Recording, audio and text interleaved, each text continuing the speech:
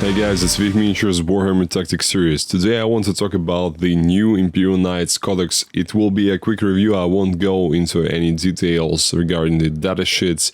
I just want to share with you my opinion about what happened with the book, what's the current state of the Knights in general, and my competitive analysis from the recent tournament that I've attended. And my brother played Imperial Knights, and I want to share some of his and my thoughts about them with you in this video. So without further ado, let's dive right in. And first of all, let's discuss the optimistic part, what's good in the new codex. And first of all, it's the problem of secondaries. It was more or less resolved in this new version of the book, because Knights used to have a big problem trying to figure out what secondaries they need to use, especially before the Necmund update, where they received their first specific secondary called Yield No Ground, and it's actually not a bad one, especially after the diet of no secondaries for the entirety of 9th edition before that. The Duel of Honor is your typical challenge secondary where you need to select something, or your opponent needs to select something in the army, in this case the Warlord and two of the most expensive units in your opponent's force, and you get victory points for killing it in some way. In this case, of course, it's glorious combat, and you get, for example, 5 points if your Warlord kills in melee any of these units, 4 if any of your Knights kill it, and 3 if it's killed in any other way. So not a bad secondary, and it actually forces you to play in exactly the way that Knights should be played. The second great secondary you get in the book is the Renew the Oaths. It allows your Imperial Knights units to perform an action, which is very unusual for Knights, and you basically do this action at the end of your movement phase. You started and you completed this action at the end of your turn, and you need to be within 6 inches of the center of the battlefield, and if your non-Titanic model performs this action, you score 3 victory points. If it's a Titanic model, you score 4, and if this model is a character, you get 1 additional point. So basically, if your big character Knight performs this action, you get 5 victory points, which is a lot, and it's pretty easy to perform. The problem is you don't have a lot of models, and there are just a couple of ways in the book to perform an action and still be able to shoot, and you definitely won't be able to charge after that, so you will have to sacrifice some of your combat potential to get those victory points, but it's still not bad at all. Free blades don't feel like an afterthought anymore. They have their own section, a rather small one, but still it's there in the book. They have their own 4 stratagems, they have their own trait, their own relic Reaper Chainsword actually, and a very interesting set of rules. So you can actually try and play with them, and can be relatively efficient, because they are like a mix between the Questor Mechanicus and Questor Imperialis Knights, and you can mix and match stuff there that you won't be able to mix and match otherwise, which is something that can be experimented with at least. Many problems with Knights ranged weapons were solved, like the gaping problem of the rapid-fire battle cannon, which was useless in 8th edition, is not useless anymore with its damage 3, which should have been like that ever since 8th edition, I think, but they've only fixed it now, but thanks to them, at least, for fixing it now. And the thermal cannon is now actually pretty scary, because it has the same 36 inches of range and 18-inch melt range, but now it has 2d3 shots instead of d6, so you cannot roll that pesky 1 on the number of shots, and you get d6 plus 2 damage base and d6 plus 4 damage in melt range, which is nasty. Most melee weapons also have received a boost, like both the Reaper Chainsword and the Thunderstrike Gauntlet now have a sweep profile that allows them to engage the smaller targets more efficiently, with Thunderstrike Gauntlet getting the strength 10 AP2 and damage 3 profile with 8 attacks on your basic knight with 4 base attacks in the profile. And the Reaper Chainsword is your old Titanic Feet profile, because now knights aren't actually professional tap dancers, which was extremely stupid, as it was in 8th edition, where they could like make 12 attacks with their strength 8 AP2 damage 2 legs.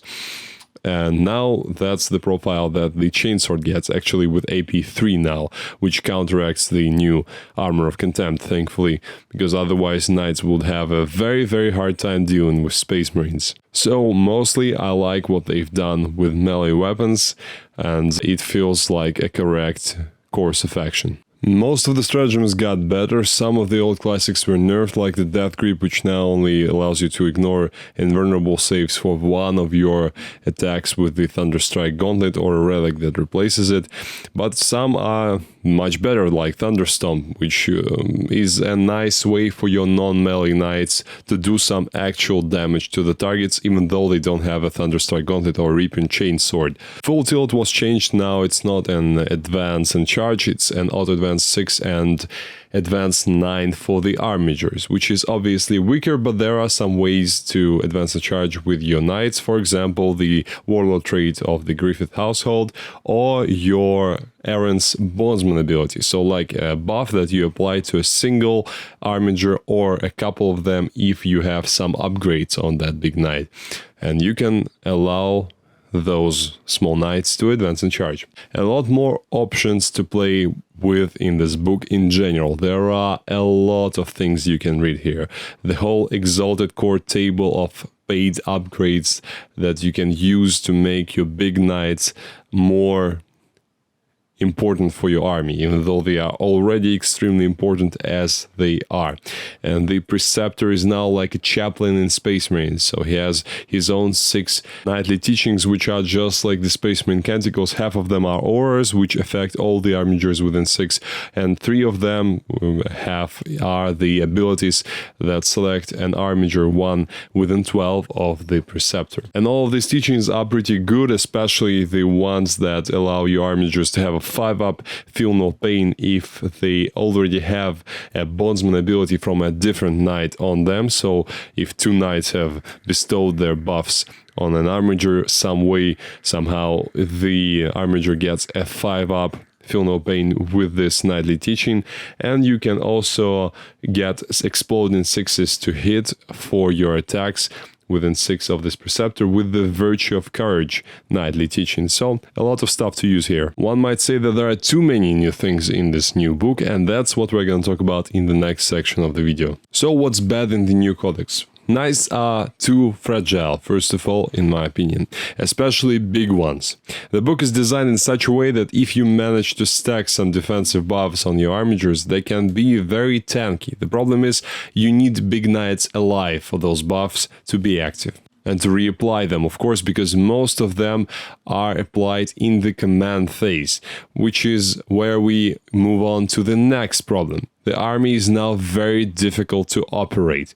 The low model count always meant a lot of problems with board control, objectives, and etc. But now, Armigers need to be within 6 to 9 inch range of Questoris Knights almost permanently. Because for the Armigers to reach their maximum defensive potential, they should have the Bondsman ability, any Bondsman ability from any Questoris Knight on them, because it activates their -1 damage like a Dreadnought, which the big knights don't have and don't have any way to access apart from a single Exalted Court upgrade that is not very useful because it makes you stay in your deployment zone, which is not how games are usually won in 9th edition. So, to have the -1 damage on the Armigers, they need to have a Bondsman ability on them. They need to be within 6 of your Preceptor to benefit from the 5-up or 6-up, at least, aura of Feel No Pain from the knightly teaching. And they should also be preferably within 6 of a knight with a special Herald ability that allows them to have a 4-up and 1 against melee and shooting, not only the 5-up against ranged attacks, which they still don't have a full 5-up invulnerable save. They only have a 5-up invulnerable save from ranged attacks. Command phase defensive buffs also have another problem, because if you go second and you weren't able to hide your Armigers and your Helverines and Warglaves behind obscuring terrain, they will have almost no protection from the incoming shooting, and you cannot rely on being able to hide your entire army behind obscuring terrain on the first turn. It's sometimes available to you, but if your army is only viable when you can hide in the first turn, there is a big possibility that you have a wrong army on your hands. Moreover, the big knights can't even hide behind obscuring terrain because it doesn't work for them, just like the dense cover doesn't work for them. So there is no saving your big knights if there is something that is coming for them from the other side of the board, like a railgun from the Tau Hammerhead gunship. As their 5-up invulnerable save doesn't work in melee, they are mostly unprotected from high AP melee threats, apart from the Sanctuary Relic, which obviously works only on the knight that has this relic, and the Herald ability that gives a 4-up in 1 to the armigers. Apart from that, you are stuck with your basic 3-up save, which can be increased to a 2-up save with the use of the Martial Prowess stratagem, but it's only a 2-up save, and against a -4 AP, you will only get a 6-up. Also, knights are still very susceptible to mortal wounds. The Quester mechanics could still have the 5-up ignore stratagem for one of your knights, but it only can protect one of your knights, and Quester Imperialists don't have anything like that at all, so not great. And explosions are also a bane for the knight lists, because as I already said, you need to stick together, and when you stick together, sometimes your knights explode and start killing other knights that were damaged in previous phases of the game. Even though ranged and melee weapons were upgraded, rerolls are still hard to come by. The Preceptor's reroll once to hit for armigers is gone, and there are only a couple of ways for your big knights to get rerolls, and you won't get a lot. So knights shooting and knights melee, especially shooting, aren't that reliable. And both Avenger Gatling Cannon and all the carapace weapons are pretty bad still, and they are unchanged since 8th edition, so they're obviously underpowered nowadays when all the stuff is dedicated to killing some very tanky units. Though knights, the armigers have OPSEC and count as 5 models, and the big knights count as 10 models without OPSEC, the good old problem of a single guardsman outscoring a 400 points Imperial Knight is still present. I understand that Games Workshop rules team probably is afraid that making each knight count as 10 objective secured models would maybe be a bit too much, but I'm sure that there are some ways you can make this exact situation impossible of a guardsman outscoring a knight without making them too powerful. Mostly historically, there were 2 reasons why objective secured wasn't handed out to each and every unit in each and every codex. First one is that if everyone is objective secured, no one is objective secured, and the second reason is that the Games Workshop wanted to motivate people to take troops in their armies, because otherwise there would be no reason to take troops, because they are obviously worse than elite units in most cases. And knights don't have troops, so if a big knight would count as 5 objective secured models, it wouldn't break the game, I think. Tell me what you think in the comments. So what can be done to help the knights? First of all big knights should have a 2-up save. It's obvious. I don't understand why they only figured it out for the Dominus class knights. The Questoris knights are hulking colossal war machines, and they should not fear a freaking bolt shell or a last gun shot. So if Games Workshop really didn't want to give them the 5-up invulnerable save against melee attacks, and for some reason they think that it's too powerful, which is stupid in my opinion, but anyways, it would give them a fighting chance in melee against high AP, because AP 3 would give them at least a 5-up save, which could be increased to a 4-up with the Martial Prowess stratagem, and then we are talking about some saving capabilities. Also, they need a 6-up against mortal wounds like Custodes. They are a very elite army, and they have a lot of layers of protection, just like Custodes, and mortal wounds, bypassing those layers of protection, they twist the balance, and it's not correct for them not to have any fighting chance against smites.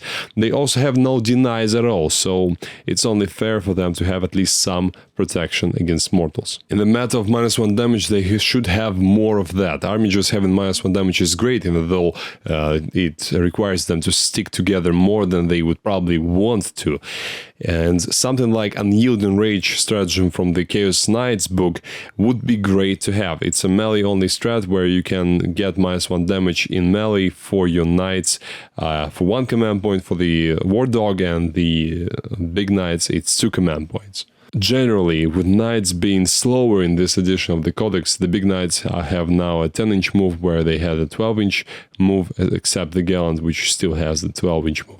And the Armigers are now 12-inch instead of 14-inch move. So the army is slower and they need that extra survivability to get to the opponent alive. Also, my brother had a very wise thought that the Imperial Knights book needs new models, and I agree with him completely on that. We need something smaller, something to control the board. It was previously the infamous Loyal 32 or Rusty 17, for those who joined us in the 9th edition. These were the battalion detachments of the Imperial Guard and the Adeptus Mechanicus, respectively, that you were able to take with your Imperial Knights to have additional command points, which were gained by taking the detachments, unlike now where you spend the command points when you take the detachments. This way you also had some troops to control and hold the objectives for you. Nowadays you can't do that because you will lose half of rules that you have in your book just for taking another army in your army, another faction in your army. And you also spend a lot of command points for that, so you will be double, triple screwed. So they need something small, something cheap to control the board for them. It would be thematic, it would be stylish, it would be everything that we need. It would not change anything in the war's direction for knights. We need some new models for them. So, all in all, I think that knights are in a tough spot nowadays. There are some combinations that you could find and probably fight your way to the top of the competitive tournament, but you will most likely not be able to pass through some of the horrible lists that are up there from the Tyranids, from the Tau and stuff like that. It would be extremely hard for you and you would need a lot of luck. And that's something that should not happen. So knights are probably on the lower end of the spectrum in terms of the balance nowadays. Let me know what you think in the comments. I hope this video was useful for you and I'll see you next time.